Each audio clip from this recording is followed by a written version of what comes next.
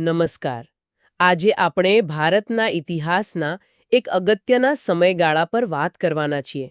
ઈસવીસન 1757 થી 1857, એટલે કે પ્લાસીના યુદ્ધ પછીના લગભગ 100 વર્ષ. હા, અને ખાસ કરીને અંગ્રેજોની જે જમીન મહેસૂલ પદ્ધતિઓ હતી તેની ખેતી પર અને જે જનજાતીય સમુદાયો હતા એમના પર શું અસર પડી એ સમજવાનો પ્રયત્ન કરીશું. આપણી ચર્ચાનો આધાર એ સમયના બનાવો, અંગ્રેજોને મળેલી સત્તા, એમની ટેક્સ ઉઘરાવવાની નીતિઓ અને તેના પરિણામો પર રહેશે. બરાબર. આપણે એ સમજવું છે કે આ નવી નીતિઓએ ભારતની જે પરંપરાગત વ્યવસ્થાઓ હતી, જમીનની, ખેતીની, સમાજની, એને કેવી રીતે અને કેટલી હદે બદલી નાખી. તો ચાલો આ મુદ્દાને વધુ ઊંડાણપૂર્વક સમજીએ. શરૂઆત કરીએ પ્લાસીના યુદ્ધ પછીની પરિસ્થિતિથી. નવાબ બદલાયા, પણ અસલી કંટ્રોલ તો અંગ્રેજોનો વધતો જ ગયો ને. હા, બિલકુલ. મીર કાસિમ આવ્યા, પણ એમને અંગ્રેજો સાથે ન ફાવ્યું અને પછી થયું બક્સરનું યુદ્ધ 1764માં. અને એ યુદ્ધમાં અંગ્રેજો જીત્યા. એ પછી શું થયું? એ જીત બહુ નિર્ણાયક હતી. એમણે અવધના નવાબ અને જે મુગલ બાદશાહ હતા શાહ આલમ બીજો, એમની સાથે સંધિ કરી અને સૌથી મોટો બદલાવ આવ્યો 1765માં. 1765 શું હતું એ?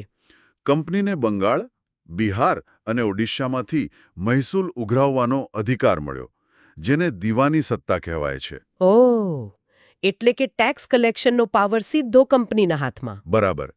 આ જ ખરા અર્થમાં ભારતમાં અંગ્રેજોની રાજકીય સત્તાની શરૂઆત ગણી શકાય, કારણ કે હવે એમની પાસે પૈસા ઉઘરાવવાની કાયદેસર સત્તા હતી. અને પૈસા આવ્યા એટલે સત્તા વધુ મજબૂત બની હશે. ચોક્કસ. હવે એમનો મુખ્ય હેતુ હતો વધુને વધુ કમાણી કરવાનો. એટલે એમણે 1772માં એક નવી સિસ્ટમ શરૂ કરી, ફાર્મિંગ વ્યવસ્થા. ફાર્મિંગ વ્યવસ્થા એ શું હતું? એમાં એમ જે સૌથી વધુ બોલી લગાવે, એટલે કે હરાજી જેવું, એ ઇજારદારને અમુક વિસ્તારમાંથી મહેસૂલ ઉઘરાવવાનો હક મળે. ઓહ, એટલે સરકારને તો નક્કી રકમ મળી જાય, પણ પેલો ઇજારદાર પછી ખેડૂતો પાસેથી ગમે તેટલું ઉઘરાવે? બરાબર સમજ્યા. આમાં ઇજારદારનો હેતુ વધુને વધુ નફો કમાવાનો જ હોય. પરિણામે ખેડૂતોનું ભયંકર શોષણ થતું હતું. આ તો બહુ ખરાબ સ્થિતિ કહેવાય.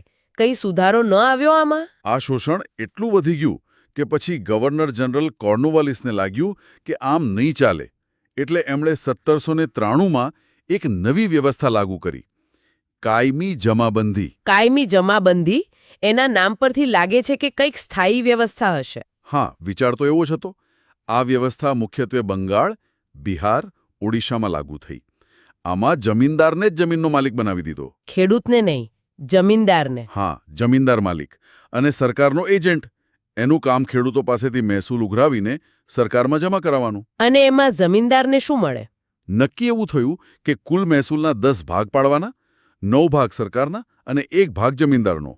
અને આ રકમ કાયમ માટે નક્કી કરી દેવામાં આવી. એટલે કાયમી. પણ આનાથી ખેડૂતોને શું ફાયદો થયો કે નુકસાન? ફાયદો તો ઓછો, નુકસાન વધુ થયું. કારણ કે મહેસૂલની રકમ કાયમી અને ઊંચી હતી. પાક સારો થાય કે નબળો, દુકાળ પડે કે પૂર આવે, ખેડૂતે નક્કી કરેલું મહેસૂલ ભરવું જ પડે.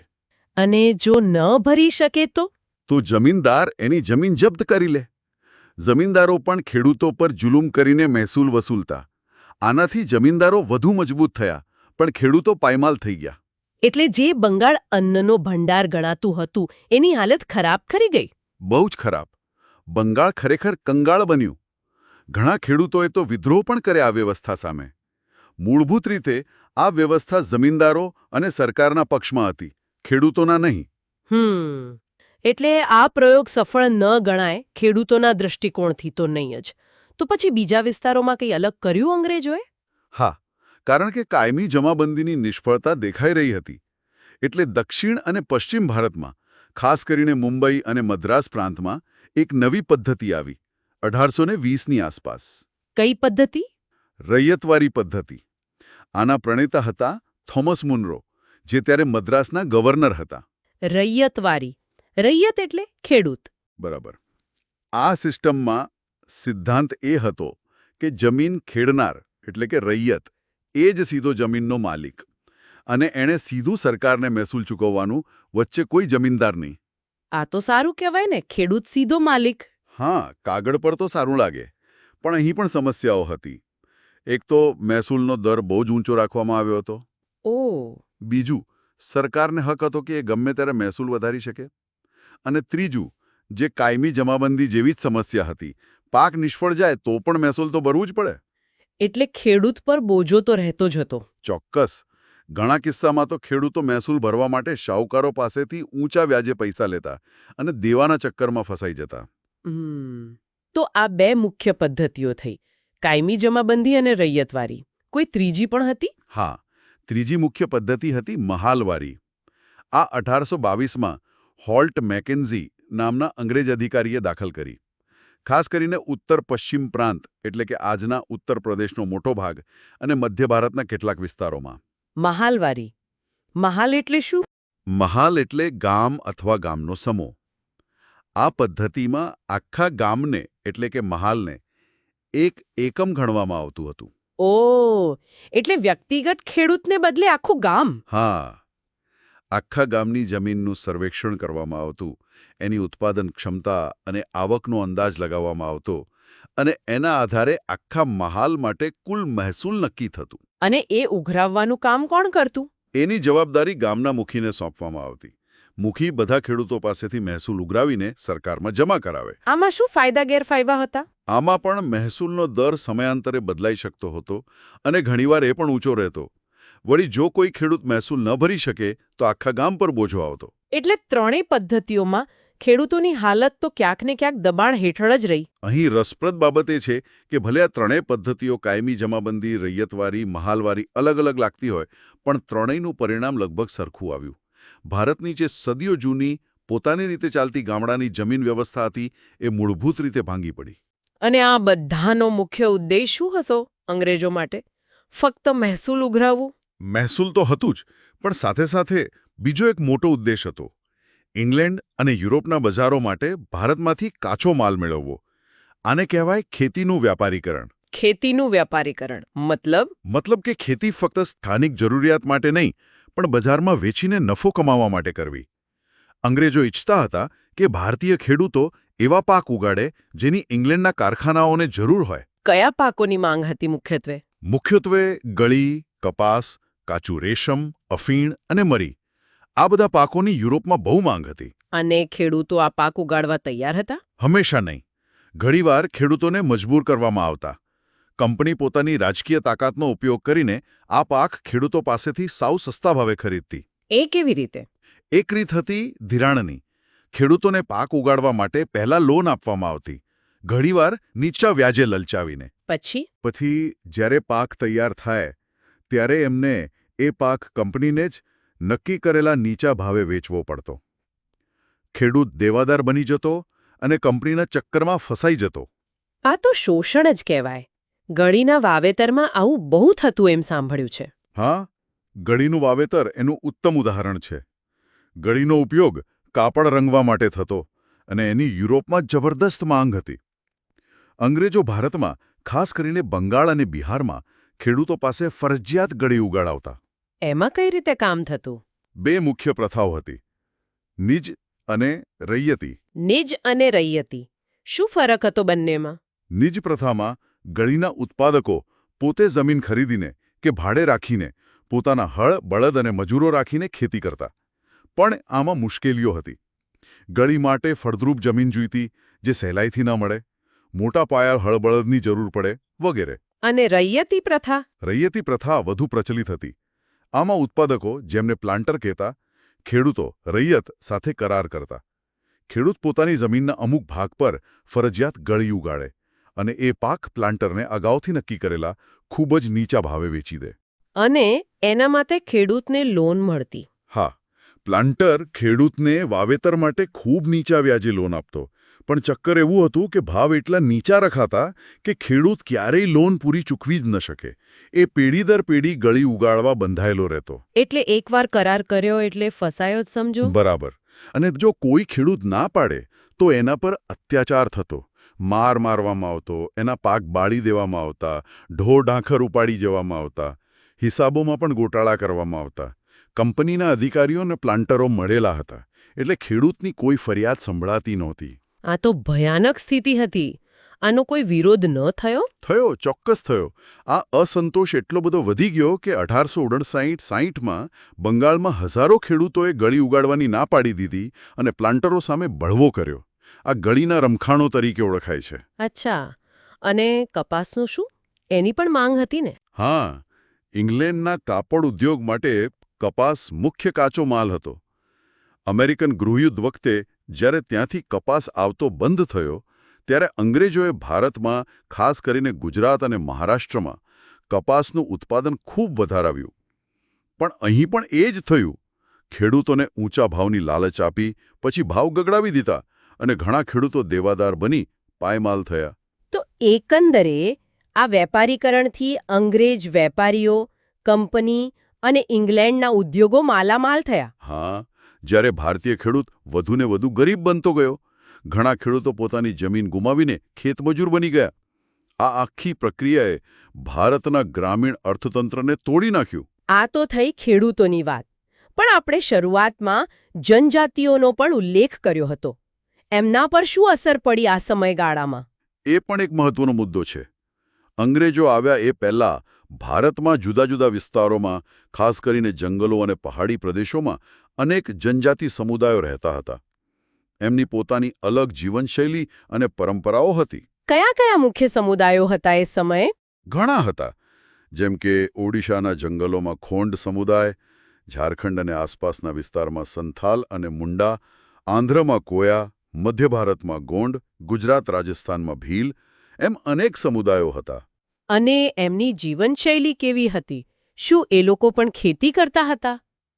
એમની પ્રવૃત્તિઓ વિવિધ હતી. કેટલાક મુખ્યત્વે શિકાર અને જંગલની પેદાશો, ફળ, ફૂલ, કંદમૂળ, મધ, ઔષધિઓ એકઠી કરીને ગુજરાન ચલાવતા, જેમ કે ખોંડ સમુદાય. મુંડાઓ પણ શિકાર અને વન્ય પેદાશ સંગ્રહ પર નિર્ભર હતા. સંથાલો રેશમના કીડા ઉછેરવામાં પણ માહેર હતા. અને પશુપાલન? હા, કેટલાક સમુદાયો પશુપાલન સાથે જોડાયેલા હતા, જેમ કે પંજાબના પહાડી વિસ્તારમાં વનગુજ્જર અને આંધ્રપ્રદેશના લબાડિયા લોકો ગાય ભેંસ પાળતા. હિમાચલના કુલ્લુના ગદ્દી ભરવાડો અને કાશ્મીરના બકરવાલ લોકો ઘેટા બકરા ચરાવતા અને ઋતુ પ્રમાણે સ્થળાંતર કરતા. અને ખેતીનું શું? ખેતી પણ કરતા હતા. ઘણા સમુદાયો સ્થળાંતરીય ખેતી કરતા, જેને ઝૂમ ખેતી પણ કહેવાય છે. એમાં જંગલનો થોડો ભાગ સાફ કરી, બાળીને રાખ ઉપર 2-3 વર્ષ ખેતી કરે અને જમીનની ફળદ્રુપતા ઘટે એટલે બીજી જગ્યાએ જાય. અને સ્થાયી ખેતી? હા, કેટલાક સમુદાયો જેમ કે છોટા નાગપુરના મુંડા, ગોંડ અને સંથાલ સ્થાયી ખેતી પણ કરતા હતા અને એમની પાસે પોતાના ગામ અને જમીન હતા. તો આ લોકો મોટાભાગે જંગલ અને જમીન સાથે જોડાયેલા હતા અને પોતાની રીતે જીવતા હતા. અંગ્રેજોના આવવાથી શું બદલાયું? ઘણું બદલાયું. અંગ્રેજોને આ જનજાતિઓની સ્વતંત્ર, ફરતી જીવનશૈલી પસંદ નહોતી. એમને લાગતું કે આ લોકો અસભ્ય છે અને એમને સ્થાયી કરીને ખેતી કરાવીને સુધારવા જોઈએ. એટલે એમણે દખલગીરી શરૂ કરી. હા, સૌથી મોટો ફેરફાર આવ્યો જંગલના કાયદાઓમાં. અંગ્રેજોએ જંગલોને સરકારી સંપત્તિ જાહેર કરી દીધા અને એના પર આદિવાસીઓના જે પરંપરાગત હકો હતા, લાકડા કાપવાના, પશુ ચરાવવાના, શિકાર કરવાના, પેદાશો ભેગી કરવાના, એના પર કાપ મૂકી દીધો. કેટલાક જંગલોને તો અનામત જાહેર કરી દીધા, જ્યાં પ્રવેશવાની જ મનાઈ હતી. આનાથી તો એમની રોજીરોટી પર સીધી અસર પડી હશે. ચોક્કસ. બીજું, જે આદિવાસી મુખીઓ હતા, જેમની પાસે પોતાના વિસ્તારમાં ઘણી સત્તા હતી, એમની સત્તા ઘટાડી દેવામાં આવી. એમને અંગ્રેજ નિયમો પાળવાની ફરજ પાડવામાં આવી અને મહેસૂલ ઉઘરાવવા જેવા કામો સોંપાયા. એમની પરંપરાગત સત્તા છીનવાઈ ગઈ. અને વ્યાપારીઓ, શાહુકારો પણ જંગલોમાં પહોંચ્યા હશે? હા, અંગ્રેજ શાસનને કારણે વ્યાપારીઓ અને શાહુકારો સહેલાઈથી જંગલ વિસ્તારોમાં પહોંચી ગયા. તેઓ આદિવાસીઓને લોન આપીને, વન્ય પેદાશો સસ્તામાં ખરીદીને એમનું શોષણ કરવા લાગ્યા. ઘણા આદિવાસીઓ દેવાના બોજ હેઠળ દબાઈ ગયા અને બંધુઆ મજૂર બની ગયા. આ બધી પરિસ્થિતિ સામે જનજાતિઓએ કોઈ પ્રતિકાર કર્યો? હા, બિલકુલ. આ શોષણ, અત્યાચાર અને પોતાની પરંપરાગત જીવનશૈલી પરના હુમલા સામે જુદા જુદા સમયે અને જુદા જુદા વિસ્તારોમાં અનેક આદિવાસી બળવા થયા. કયા કયા મુખ્ય બળવાઓ ગણાવી શકાય? ઘણા છે. જેમ કે 1831-32માં છોટા નાગપુરના કોલ લોકોનો બળવો, 1855માં સંથાલ લોકોનો મોટો વિદ્રોહ થયો, સિદ્ધુ અને કાન્હુ નામના ભાઈઓના નેતૃત્વ હેઠળ. પછી 1910માં છત્તીસગઢના બસ્તર વિસ્તારમાં પણ બળવો થયો. 1940માં મહારાષ્ટ્રમાં વારલી લોકોનો વિદ્રોહ થયો. અને દક્ષિણમાં? હા, આંધ્રપ્રદેશના પૂર્વ ગોદાવરી વિસ્તારમાં 1879થી 1889 સુધી કોયા આદિવાસીઓની ચળવળ ચાલી હતી, જેનું નેતૃત્વ કોંડા ડોરા નામના નેતાએ કર્યું હતું. આ બધા બળવા અંગ્રેજ નીતિઓ અને શોષણ સામેના પ્રતિકારના ઉદાહરણો છે. અને આ બધામાં બિરસા મુંડાનું નામ બહુ જાણીતું છે. એમના વિશે થોડું જણાવશો? હા, બિરસા મુંડા આદિવાસી સંઘર્ષના ઇતિહાસમાં એક અત્યંત મહત્વપૂર્ણ વ્યક્તિ છે. એમનો જન્મ 15 નવેમ્બર 1875ના રોજ આજના ઝારખંડના ઉલીહાતુ ગામમાં થયો હતો. એમના પિતાનું નામ સુગના મુંડા અને માતાનું નામ કરમી હતું. એમનું બાળપણ અને શિક્ષણ કેવું રહ્યું? એમનું બાળપણ ઘેટા બકરા ચરાવવામાં, વાંસળી વગાડવામાં અને અખાડામાં નાચવામાં વીત્યું. ગરીબી હતી, પણ એમને મિશનરી શાળામાં ભણવાનો મોકો મળ્યો. થોડો સમય એમને વૈષ્ણવ ધર્મના પ્રચારક સાથે પણ વિતાવ્યો. આ બધા અનુભવોએ એમના વિચારો ઘડ્યા. અને એમણે આંદોલન ક્યારે શરૂ કર્યું? એમણે પોતાના સમાજ મુંડા જનજાતિ પર થતા અત્યાચારો જોયા. શાહુકારો દ્વારા શોષણ, જમીનદારો દ્વારા જમીન પડાવી લેવી અને અંગ્રેજો દ્વારા લાદવામાં આવેલા જંગલના કાયદા અને ફરજિયાત મજૂરી, જેને વેઠ કહેતા. આ બધું જોઈને એમણે 1895માં એક મોટું આંદોલન શરૂ કર્યું, જેને ઉલગુલાન કહેવાય છે. ઉલગુલાન એનો અર્થ શું થાય? ઉલગુલાન એટલે મહાન વિદ્રોહ અથવા ભારે ખળબળાટ. બિરસા મુંડાએ આહ્વાન કર્યું કે છોટા નાગપુરનો વિસ્તાર મુંડાઓનો છે અને અંગ્રેજો, શાહુકારો, જમીનદારો, દીકુઓ એટલે કે બહારના લોકો એમના દુશ્મન છે. અહીં ખરેખર રસપ્રદ બને છે કે કેવી રીતે એક વ્યક્તિ આખા સમુદાય માટે પ્રેરણા બની. એમણે લોકોને શું કરવા કહ્યું? એમણે લોકોને કહ્યું કે તેઓ દારૂ પીવાનું છોડી દે, પોતાના ગામ અને ઘરને સ્વચ્છ રાખે, ડાકણ જાદુટોણા જેવી અંધશ્રદ્ધાઓમાં વિશ્વાસ ન કરે. એમણે ઈશ્વરની પૂજા કરવા અને ગૌરવપૂર્ણ જીવન જીવવા પર ભાર મૂક્યો. એમણે મુંડાઓને પોતાની જ જમીન પર સ્થાયી ખેતી કરવા માટે પણ પ્રોત્સાહિત કર્યા. એમનો પ્રભાવ કેવો હતો? એમનો પ્રભાવ ખૂબ ઝડપથી વધ્યો. હજારો મુંડાઓ એમના અનુયાયી બન્યા. લોકો એમને ધરતી આબા એટલે કે પૃથ્વીના પિતા માનવા લાગ્યા. એમના નેતૃત્વ હેઠળ મુંડાઓએ મહેસૂલ ભરવાની ના પાડી, જમીનદારો અને શાહુકારો પર હુમલા કર્યા. અંગ્રેજોની પ્રતિક્રિયા શું હતી? અંગ્રેજો બિરસા મુંડાના વધતા પ્રભાવથી ડરી ગયા. એમને ભય હતો કે બિરસા ક્યાંક પોતાનું રાજ, મુંડા રાજ સ્થાપી દે છે. એટલે એમણે 1895માં બિરસા મુંડાની ધરપકડ કરી અને 2 વર્ષ માટે જેલમાં પૂરી દીધા. જેલમાંથી છૂટ્યા પછી શું થયું? 1897માં જેલમાંથી છૂટ્યા પછી બિરસાએ ફરીથી પોતાનું આંદોલન તેજ કર્યું. એમણે ગામે ગામ ફરીને લોકોને ભેગા કર્યા. પરંપરાગત પ્રતીકો અને ભાષાનો ઉપયોગ કરીને લોકોને અંગ્રેજો અને દીકુઓ સામે લડવા તૈયાર કર્યા. એમણે અંગ્રેજોના થાણા અને ચર્ચ પર હુમલા પણ કર્યા. અંત કેવો આવ્યો આ ચળવળનો?